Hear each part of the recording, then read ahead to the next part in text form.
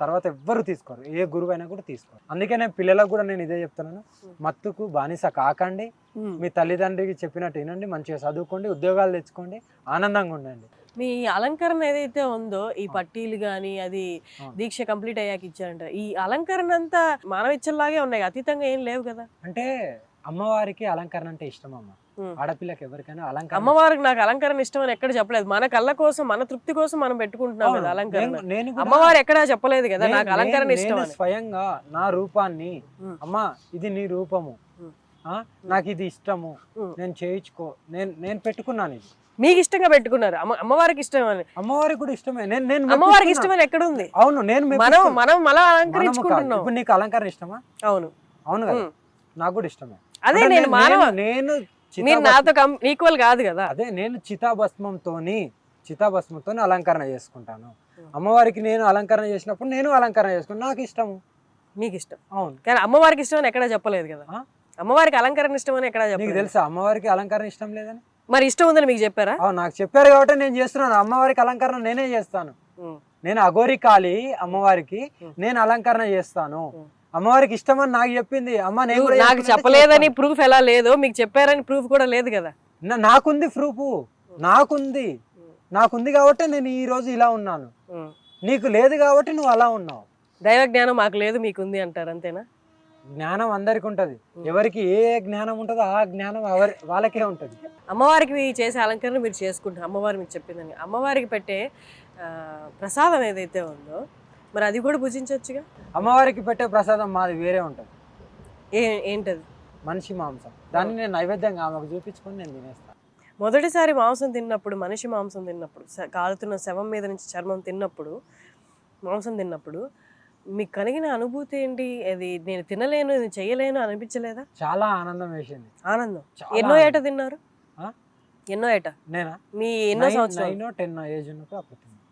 అంటే 2 ఏళ్ల దీక్షలోనే? అది కూడా ఒక పరీక్షనమ్మా, అది కూడా పరీక్షలో ఒక భాగమే కదా. అది నాకు ఊహ తెలియనప్పుడే నాకు అలవాటు చేసేసారు కాబట్టి నాకు ఆ తేడా తెలియట్లేదు. కానీ మీరు 9 ఏళ్ల ప్రాయంలో తిన్నారంటే అప్పుడు మీకు ఊహ తెలుసు కదా, ఏం తింటున్నారో మీకు తెలుసు. తోటి మానవ శరీరం, చనిపోయిన మానవ శరీరం తింటున్నారు, అది తినాలి, అది ప్రసాదం అని చెప్పినప్పుడు తినాలి, తప్పదు కదా. దీక్షలో ఉన్నప్పుడు ఇది కంపల్సరీ నీకు తినాలి, దీనివల్ల ఈ ప్రయోజనాలు ఉంటాయి, ఇలా ఉంటది, ఇలా మెరుగుపరచుకోవచ్చు అన్నప్పుడు తినాలి, తప్పదు. ఇప్పుడు నువ్వు ఏదైనా మాంసం భుజించినప్పుడు నీకు ఒక చిన్న ఆనందం ఉంటుంది, అబ్బా ఈ రోజు నేను ఇది తిన్నాను, అతృప్తి ఉంటుంది. మాకు కూడా అదే తృప్తి వస్తుంది, అది ఆనందమే కదా. మేము మస్తు ఆనందిస్తాం అది తినేటప్పుడు.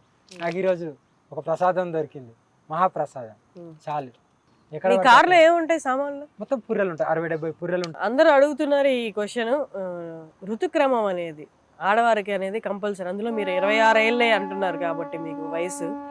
ఋతుక్రమం ఇంకా వస్తూ ఉంటుంది కదా, ఋతుక్రమం వచ్చినప్పుడు నేను శ్మశానంలో ఉంటాను.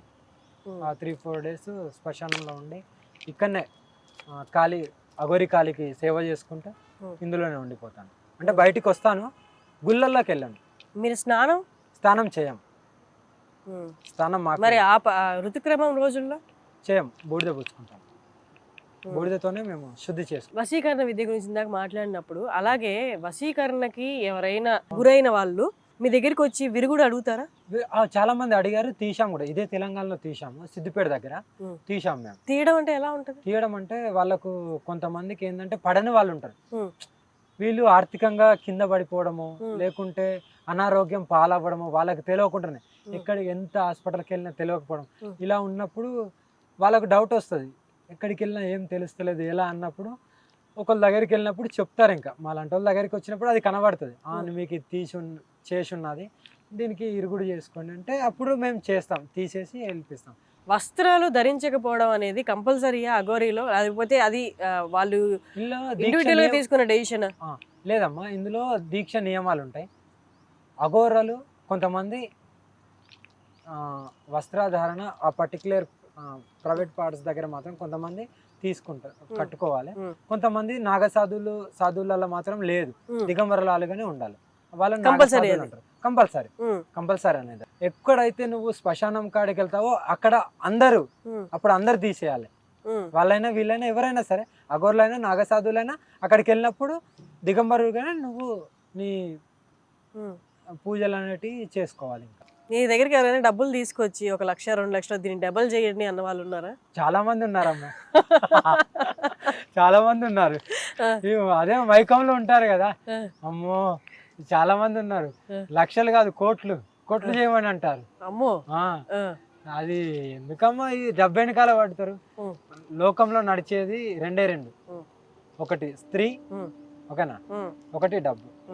ఈ రెండు ఎప్పుడైతే కట్టడి చేస్తారో మనిషి జీవితం ఒక మంచి ఆనందమైన జీవితంలో ఉంటుంది. అది కంట్రోల్ చేసుకోలేకపోవడమే కదా. అదే చేసుకోవడం అంటే మీలాగా దీక్షలో వెళ్ళిపోవాలి 15 ఏళ్ళు 16 ఏళ్ళు. అది చేసుకోకుంటే ఇక నాలా ఉంటారు, చేసుకోకపోతే మీలా ఉంటారు. అది మీకు కావాలి కంపల్సరీ, ఎందుకంటే మీరు బతకాలి. మీరు మీ కుటుంబం బతకాలంటే డబ్బు కావాలి, కుటుంబం కావాలి. మాకు బతకాలంటే డబ్బు అవసరం లేదు, కుటుంబం అవసరం లేదు. అందుకే మేము ఇలా, మీరు అలా. ఇప్పుడు తప్పిపోయిన వాళ్ళు ఉంటారు, సంవత్సరాల తరబడి కనపడరు, వాళ్ళు ఎక్కడ ఉన్నారో కూడా చెప్పగలరా మీరు? చెప్తాను. అక్కడ ఎవరి కుటుంబం నుండి అయితే పోయారో వాళ్ళు ఒక ఫోటో తీసుకొని వస్తే ఎక్కడ ఉన్నారో ఏ ప్రాంతంలో ఉన్నారో అది చెప్పగలుగుతాం. అక్కడనే చూసి కనపడే వాళ్ళని అయితే ఖచ్చితంగా ఇప్పుడు దాకా ఎవరైనా చెప్పారా, కనిపించారా మీరు చెప్పిన ప్రదేశాలు? చాలా మంది చెప్పారు. దొరికారా వాళ్ళు అక్కడ? దొరుకుతారు, ఎందుకు దొరకరమ్మా? అది ఆ మాత్రం గ్రహించుకున్నప్పుడే కదా గురుస్థానంలో ఉంటారు. మీకు ఇంకోటి కూడా ఈ మీడియా పరంగా చెప్పాలి. చాలా మంది అఘోరులు నాగసాధులు కుంభమేళలో ఎక్కడికి వెళ్ళి వస్తారో ఎలా వస్తారో తెలియదు, తెలుసా? అది మేము బయటికి చెప్పము. నేనే కాదు, ఏ గురువు అయినా కొంత ప్రక్రియ ఉంటుంది. అక్కడికి వెళ్ళి మాయమై అక్కడ తేలేది ఉంటుంది. కొంతమంది కొన్ని వేలో వెళ్తారు, కొంతమంది మాయమై వెళ్తుంటారు. పెద్ద పెద్ద గురువులు మాయమై వెళ్తుంటారు. అది అంతే. అవన్నీ బయటికి విజువల్ గా చూపించుకోలేరు కదమ్మా. ఎందుకు చూపించలేరు? చూపించలేరు. నేను మానవునికి చూపించాను, మీరు చూపించని డిసైడ్ అయ్యారు కాబట్టి చూపించాను అని డిసైడ్ అయ్యాను కాబట్టి నేను చూపించాను. అదంతే. మీ శక్తులు వాళ్ళు చూపించకపోయినా సమస్యలకు పరిష్కారం అయితే మీ దగ్గర దొరుకుతుందా? ఖచ్చితంగా ఇస్తారా? ఖచ్చితంగా ఇస్తాం. అయితే ఎవరైనా మీరు సమస్యలు చేస్తున్నప్పుడు మేము చూడాలి అయితే ఖచ్చితంగా కంపల్సరీ చూడొచ్చు. అదే ఎందుకంటే మీరు మాకేమి చూపించట్లేదు కాబట్టి ప్రస్తుతానికి సమస్యలు తీసుకొచ్చి ఎక్కడో ఒక జాగాలో కూర్చున్న కాడ మంచిగా ఈ కెమెరా ఏం లేనప్పుడు మంచిగా చూపిస్తాను. నేను కెమెరాలో ఏది చూపించాను. సరే సరే. సద్గురు అనే పేరు విన్నారా? సద్గురు జగ్గి వాసుదేవ్ అనే పేరు విన్నారా? ఆయన ఎవరో తెలుసా? తెలియదు. ఒకసారి మీరు వెళ్ళి మీ కార్ని చూద్దాం ఇప్పుడు. ఓకే. కాలికి మెట్టలు ఎందుకు పెట్టుకున్నారు? మామూలుగా పెళ్ళైన వాళ్ళు పెట్టుకుంటారు, మీరు ఎందుకు పెట్టుకున్నారు మెట్టలు? ఇవి అలంకరణలో భాగమే, అమ్మవారికి అలంకరణలో భాగంగానే పెట్టుకున్నారు. మీ గురువులు పెట్టింది కాదు? గురువులు పెట్టారు కదా, అట్లాగా. ఒకసారి మీ కారు చూద్దాం అయితే. మా ఆ పుర్రెల మీద 3 మార్కులు ఉన్నాయి. ఇలా ప్రతి పుర్రె మీద, నీ పుర్రె మీద, నా పుర్రె మీద అదే బ్రహ్మరాత అంటారమ్మా. అదేనా? అదే బ్రహ్మరాత అంటే ఇట్లా అంటారు నార్మల్ గా. చూడండి, దగ్గరికి వెళ్ళి చూడండి, ప్రతి పుర్రె మీద ఉంటది. ఇందులో ఈ కార్ల మొత్తంలో 60-70 పుర్రెలు కనిపిస్తున్నాయి కదా, అన్నిటి మీద ఉంటది. అంటే కపాలం పగల కొడతారంటారు కదా దహనం టైంలో, అదేమో అనుకుంటున్నారు. లేదు, అన్నిటి మీద ఉంటది. అది బ్రహ్మరాత. ఆ రాత నుండి ఎవరు తప్పించుకోలేరు, ఆ తప్పించుకోబోరు కూడా. అది కంపల్సరీ ఉంటుంది అందరికి. చూడండి, ఒక్కొక్క పుర్ర మీద షేప్ అంతే గానీ ఆ లైన్స్ అయితే వేరున్నాయి. అవును, ఒక్కొక్కరు రాత వేరు. ఒకరిది అటు వెళ్ళింది, ఒకటి ఇటు వచ్చింది. ఆ రాత అనేది ఒక్కొక్కరిది ఒక్కొక్కరిలాగా ఉంటది. ఆ రాత నుండి ఎవరు తప్పించుకోలేదు, నువ్వు నేను ఇంకెవరు అంటారు కదా బ్రహ్మరాత. అది ఇక్కడ ఉంటదా పుర్ర మీద? అవును, ఇక్కడ అంటారు కదా. ఇక్కడ అంటారు కదా, ఇట్లా అనలేరు కదా. అసలు ఉండేది ఇక్కడ మెయిన్ గా సెంటర్ లో. అది విజువల్ మీరు ఈరోజు చూశారు కాబట్టి మీకు కనబడుతుంది రాత ఎలా ఉంటది, ఎక్కడ ఉంటది అనేది. లేకుంటే మీరు ఇట్లా అంటారు ఇక్కడ ఏముంటది, ఇక్కడ ఏముండదు చెప్పి, ఇక్కడ ఏమీ లేదు. రాత అనేది ఇక్కడ ఉంటది సెంటర్ లో. ధన్యవాదాలండి, చాలా బాగా మాట్లాడారు. మీరు చెప్పారు ఇంటర్వ్యూకి ముందే నన్ను మీరు ఎలాంటి ప్రశ్న అయినా అడగవచ్చు అన్నారు. కొంచెం ఇబ్బంది కలిగే ప్రశ్నలు నేను ఏమైనా అడుగుంటే క్షమించండి. ఇంకా కూడా అడగచ్చు, నాకు అదంటే ఏం అభ్యంతరం లేదు. అమ్మ, మీకు తెలియని చాలా ఉంటాయి, తెలిసినవి కొన్ని ఉంటాయి. కొంతమంది చెప్పిన వినొచ్చు, కొంతమంది చెప్పకూడనివి కూడా మీకు తెలిసి ఉంటాయి. కానీ అన్నిటికీ మేము సమాధానం చెప్పాలి. ధన్యవాదాలు. హర హర మహాదేవ్, జయ శ్రీ కాళీ, అఘోరి కాళీయే నమః, గురుదేవోయే నమః.